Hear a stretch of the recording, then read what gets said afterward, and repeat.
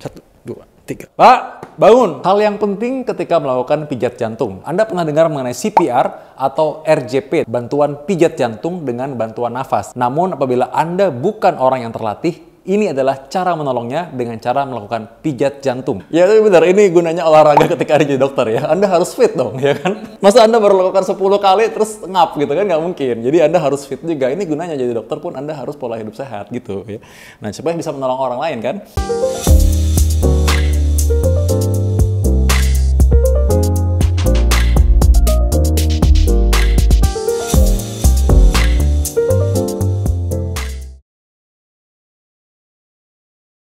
Anda bisa menolong seorang yang tiba-tiba mengalami henti jantung. Kalau ada orang yang tiba-tiba jatuh, tidak sadarkan diri, tanpa ada benturan apa-apa, Anda harus curiga bahwa ini adalah henti jantung.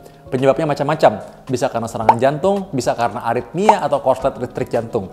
Tapi apapun itu, henti jantung adalah keadaan gawat darurat. Dan Anda bisa menolong dan bisa meningkatkan kemungkinan dia selamat dengan cara melakukan bantuan hidup dasar. Anda pernah dengar mengenai CPR atau RJP, bantuan pijat jantung dengan bantuan nafas. Namun apabila Anda bukan orang yang terlatih, ini adalah cara menolongnya dengan cara melakukan pijat jantung. Tidak setiap orang bisa melakukan bantuan napas buatan, sehingga Anda bisa melakukan hands-only CPR atau pijat jantung saja. Pijat jantung dapat menolong meningkatkan survival sampai 40%. Dan bahkan jika Anda lakukan tanpa menggunakan bantuan napas. Ketika Anda bukan orang yang terlatih, bukan petugas medis, maka untuk melakukan pijat jantung sudah dapat disederhanakan.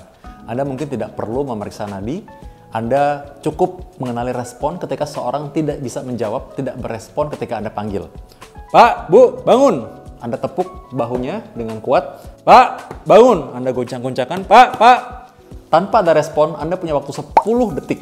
10 detik untuk memulai pijat jantung. Jadi jangan terlalu lama manggil-manggilnya.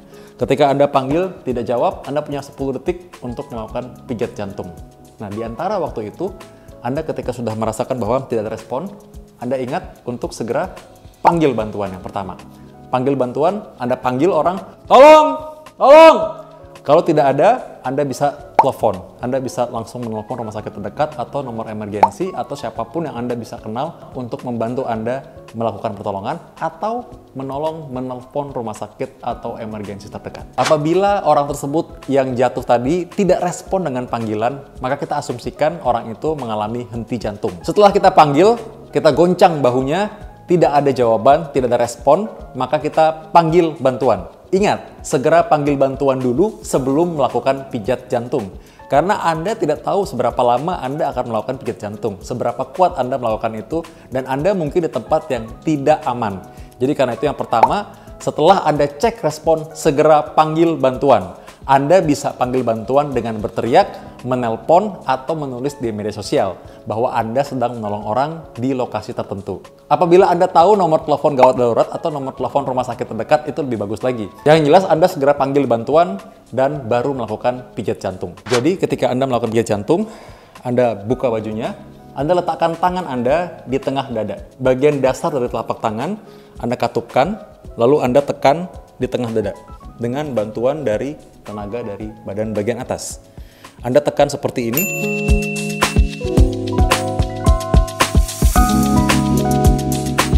Bukan seperti ini.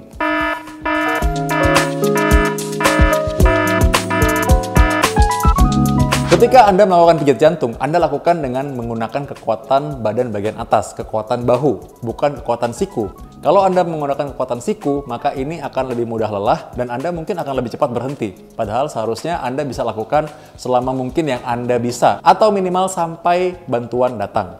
Ketika Anda punya teman atau rekan lain yang bisa melakukannya, Anda bisa lakukan bergantian. Ini lebih efektif ketika Anda punya waktu untuk istirahat. Jadi ketika Anda melakukan pijat jantung, Anda harus dalam posisi yang baik dan menekan dengan menggunakan kekuatan badan bagian atas, tidak menggunakan kekuatan siku, karena itu akan lebih lemah dan lebih mudah lelah. Hal yang penting ketika melakukan pijat jantung, Anda harus lakukan dengan cepat, namun juga dengan kuat.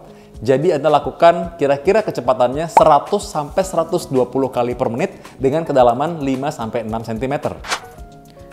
Kecepatannya Anda lakukan dengan 100 sampai 120 kali per menit. 1, 2, 3, 4, 5, 6, 7, 8, 9, 10. 1, 2, 3, 4, 5, 6, 7, 8, 9, 10. 1, 2, 3, 4, 5, 6, 7, 8, 9, 10. Jadi Anda lakukan cepat dan dalam. Kecepatan 100 sampai 120 kali per menit, dalamnya kira-kira 5 sampai 6 cm.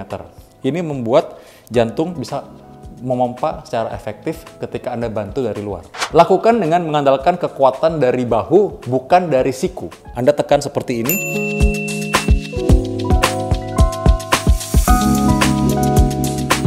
Bukan seperti ini.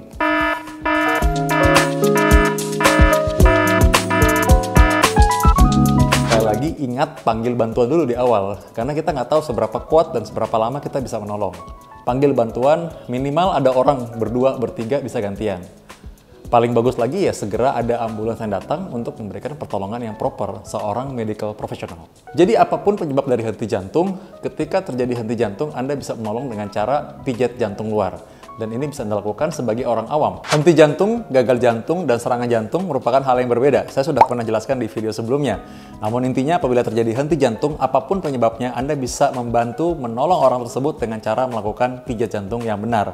Saya percaya video ini pasti berguna, Anda boleh share, Anda boleh bagikan, Anda boleh save, supaya Anda nanti bisa menolong orang lain juga. Sampai ketemu di episode selanjutnya.